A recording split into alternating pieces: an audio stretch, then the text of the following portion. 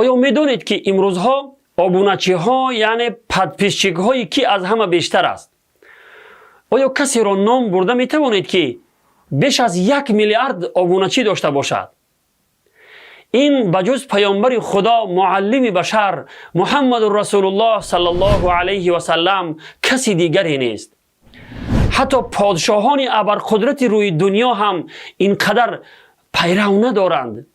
محبت او در قلب 1 میلیارد و 800 میلیون مسلمان جای دارد.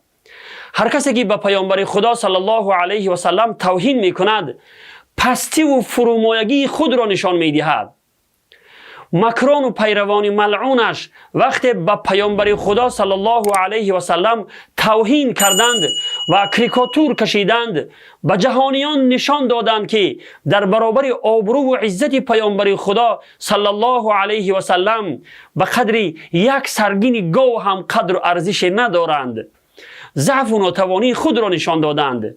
ببینید زور آنها فقط به کریکاتور کشی می رسد. اگر هزاران بار هم کریکاتور بکشند از قدر و منزلت پیامبر خدا صلی الله علیه و سلم چیزی کم نخواهد شد. برای دشمنان پیامبر خدا صلی الله علیه و سلم این را میگویم: موتوا بغیظکم، بمیرید به این خشم خود. قاتلکم الله، خداوند شما را هلاک بکند.